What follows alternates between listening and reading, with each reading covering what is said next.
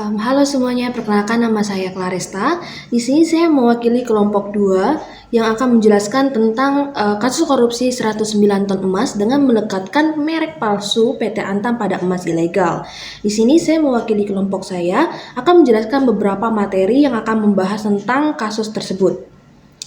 Di sini ada beberapa pertanyaan yang akan kami ulas di dalam present kami kali ini. Yang pertama, profil lembaga atau organisasi dan masalah yang dihadapi. Itu akan dijelaskan oleh Kak Anik Riani. Lalu yang kedua, apakah bentuk dan kategori krisis yang dihadapi berdasarkan kasus yang dihadapi? Itu akan dijelaskan oleh Kak Ariel Kalembiro. Lalu yang ketiga, bagaimanakah langkah komunikasi yang dilakukan oleh manajemen kepada masyarakat dan nasabah terkait kasus yang sedang dihadapi? Itu akan dijelaskan oleh Kak Francisca Maeswari Widati. Lalu yang keempat, bagaimanakah langkah antisipasi yang dilakukan oleh manajemen untuk mengembalikan kepercayaan konsumen dari dampak kasus tersebut? Itu akan dijelaskan oleh Kak Dwi Nur Saryati. Lalu yang kelima, berikan pandangan kelompok kami mengenai langkah yang telah dilakukan oleh manajemen perusahaan dalam mengelola krisis mengacu pada pembahasan materi yang telah dibahas selama masa perkuliahan. Itu akan dijelaskan oleh saya, Claresta. Dalam present kami kali ini, kami akan mengulas lebih dalam lagi mengenai kasus korupsi 109 ton yang terjadi pada PT Antam. Terima kasih. Perkenalkan, nama saya Anik Riani. Di sini saya akan menjawab pertanyaan nomor 1 yang membahas mengenai profil perusahaan dan permasalahan yang sedang dihadapi. Antam adalah kependekan dari Aneka Tambang, sebuah perusahaan milik negara Indonesia. Antam adalah perusahaan yang bergerak di bidang pertambangan Indonesia yang mengadopsi model integrasi vertikal. Didirikan pada tahun 1968, Antam telah memainkan peran penting di sektor pertambangan Indonesia dengan spesialisasi dan komoditas utama seperti nikel, emas, dan bauksit. Perusahaan ini tercatat di Bursa Efek Indonesia, bisa disebut dengan BEI, dan terkenal dengan pengabdiannya pada prinsip-prinsip berkelanjutan dan tanggung jawab sosial. Permasalahan saat ini, Antam sedang mengalami masa-masa sulit akibat skandal korupsi yang melibatkan 109 ton emas berlabel palsu dari Antam yang diperdagangkan sebagai emas tanpa izin. Situasi ini berdampak serius terhadap citra perusahaan dan menimbulkan keraguan di kalangan masyarakat dan pelanggan. Skandal ini tidak hanya berdampak pada keuangan, namun juga menantang integritas dan kredibilitas perusahaan. Selamat malam semuanya, terima kasih atas kesempatan yang diberikan kepada saya. Saya di sini akan menjelaskan terkait dengan isu krisis yang dihadapi oleh PT Antam terkait dengan isu kasus korupsi emas seberat 109 ton. Ada beberapa isu krisis yang dihadapi oleh PT Antam, yaitu antara lain yang pertama adalah kehilangan kepercayaan publik. Skandal seperti ini dapat menghancurkan kepercayaan masyarakat terhadap PT Antam yang selama ini dianggap sebagai lembaga yang kredibel dan dapat dipercaya dalam bisnis pertambangan dan perdagangan emas. Kemudian selanjutnya dari segi reputasi perusahaan.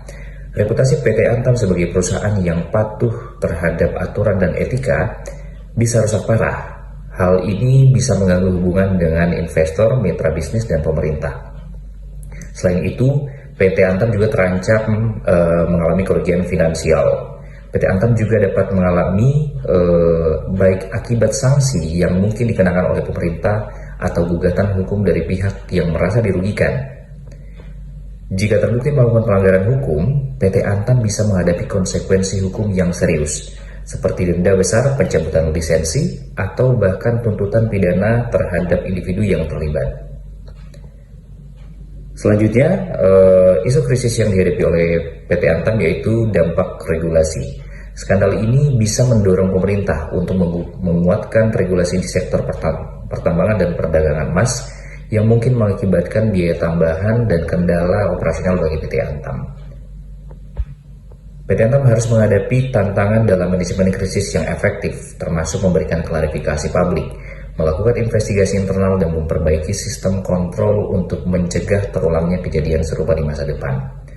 Secara keseluruhan, skandal ini dapat menyebabkan krisis multidimensi bagi PT Antam, baik dari segi reputasi, keuangan, hukum maupun operasional. Menangani krisis dengan cepat, transparan akan menjadi kunci untuk meminimalkan dampak negatifnya. Sekian penjelasan dari saya mengenai isu krisis yang dihadapi oleh PT Antam. Saya serahkan ke rekan selanjutnya. Terima kasih. Saya, Francisca Maheswari Widati, akan menjawab pertanyaan nomor 3, yaitu langkah komunikasi yang dilakukan manajemen PT Antam terhadap masyarakat. Dalam hal komunikasi sendiri, PT Antam berusaha untuk transparan kepada masyarakat terhadap kasus korupsi yang terjadi. Contoh-contoh langkah-langkah yang dilakukan oleh PT Antam yaitu melakukan klarifikasi untuk meluruskan informasi, di mana informasi yang beredar mengenai kasus tersebut adalah beredarnya emas palsu, yang mana hal tersebut dibantah oleh manajemen PT Antam karena yang beredar adalah emas asli dan merupakan barang dari pabrik yang sama, hanya saja dengan sertifikasi yang ilegal. Lalu langkah komunikasi yang kedua adalah dengan membangun kepercayaan publik, yaitu dengan berjanji untuk kooperatif mengikuti penyelidikan yang dilaksanakan oleh Kejaksaan Agung. Lalu yang terakhir, mempertahankan loyalitas konsumen dengan memperkuat layanan pelanggan dengan menyediakan saluran komunikasi produk logam mulia Antam untuk memberikan informasi yang dibutuhkan masyarakat, khususnya pelanggan Antam melalui call center. Saya Dunur Sariati dengan NIM 211921159 ingin menjelaskan terkait dengan langkah antisipasi yang dilakukan oleh manajemen untuk mengembalikan kepercayaan konsumen dari dampak adanya kasus korupsi 109 ton emas yang dilakukan oleh General Manager di PT Antam. Direktur Utama PT Antam, Niko Kanter, memberikan penjelasan terkait dengan kasus korupsi 109 ton emas yang saat ini sedang disidik oleh Kejaksaan Agung. Berdasarkan berita yang beredar di publik menangkap kasus ini merupakan skandal emas palsu sebanyak 109 ton. Terkait dengan banyaknya berita tersebut, Niko Kanter menegaskan perlunya membuat klarifikasi publik yang menegaskan bahwa emas yang beredar 109 ton merupakan emas asli dan bukan palsu. Emas yang beredar dari tahun 2010 sampai dengan 2011 adalah emas yang telah diproses dan tersertifikasi sehingga emas tersebut merupakan emas asli. Hal ini juga telah dibenarkan oleh kasus PEN. Permasalahannya terletak pada merek, di mana para tersangka yang melawan hukum dengan memproduksi emas berlogo Antam dan dengan membubuhkan merek logam mulia Antam pada emas yang sebenarnya diproduksi oleh perusahaan lain. Tidak dapat dipungkiri, dengan adanya kasus ini banyak masyarakat yang khawatir dan cemas dan mereka mempertanyakan apakah emas yang dibeli sebelumnya merupakan emas asli atau palsu.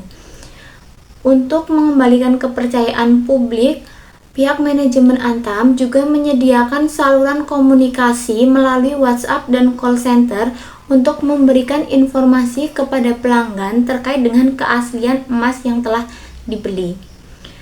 Diharapkan dengan memberikan klarifikasi dan menyediakan saluran komunikasi kepada publik dapat mengembalikan kepercayaan publik sehingga kasus korupsi 109 ton emas ini tidak akan menimbulkan dampak penurunan yang besar terhadap penjualan emas Antam.